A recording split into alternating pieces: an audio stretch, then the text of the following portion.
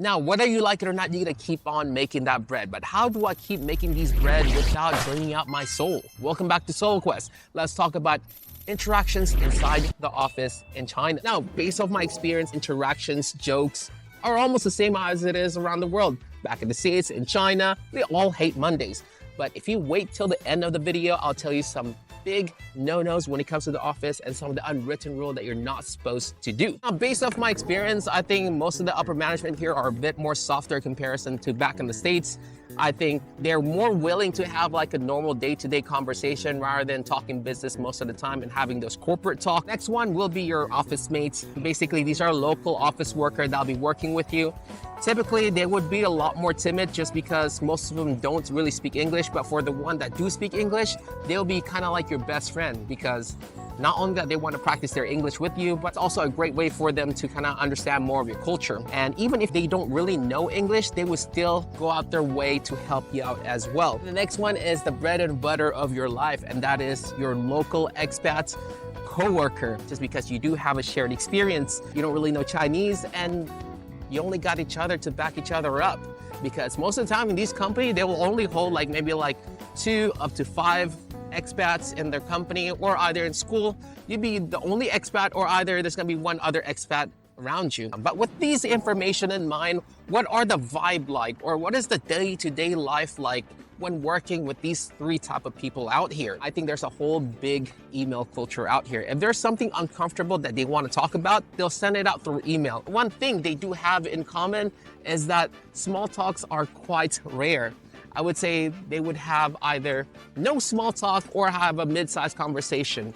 Now, a good example of this, I would say saying good morning is not really much of a thing in these offices. I would say good morning every time. They would say good morning back. But whenever they come in, I never hear any good mornings in general like that. So I think it's not part of the culture to have like these small talk interaction.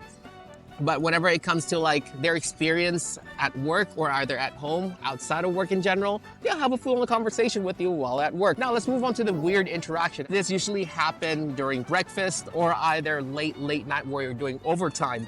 And they would just eat in the office like full-on garlic noodle, and it will just stink up the whole office.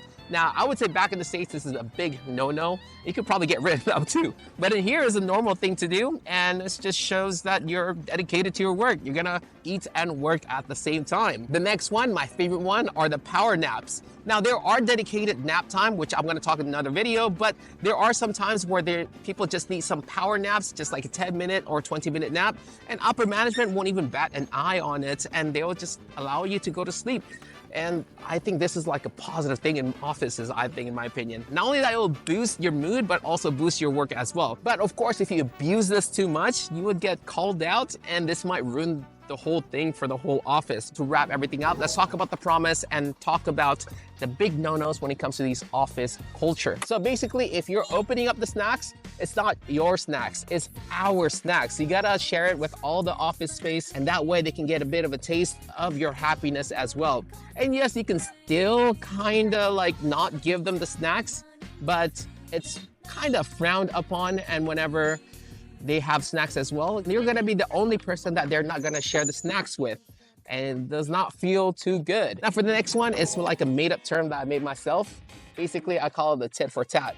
If someone buy you milk tea, you gotta buy milk tea for them the next day, or either that week in general, or probably buy them snacks. There's a big culture of gift giving. Now, instead of like saying thank you to you or showing how appreciative they are, they would just buy you something in general. For the last one is a direct confrontation. If you feel uncomfortable about something, or either you have a problem in the office, you don't talk to them directly to the problem. You want to kind of beat around the bush a bit, and that way they don't get too defensive about it. A lot of local people don't really like to have direct confrontation. They would like to be in a private space and talk about the problem, because I think it's a whole face culture where people don't want to feel ashamed having arguments in the office and have people watching them. They would rather have them in a private space. Try to wait after they give out the presentation or wait after the meeting and kind of privately talk to them on the side. And that's about it. If you have any questions, comment down below. If you have any interesting stories or other tidbits that I missed out,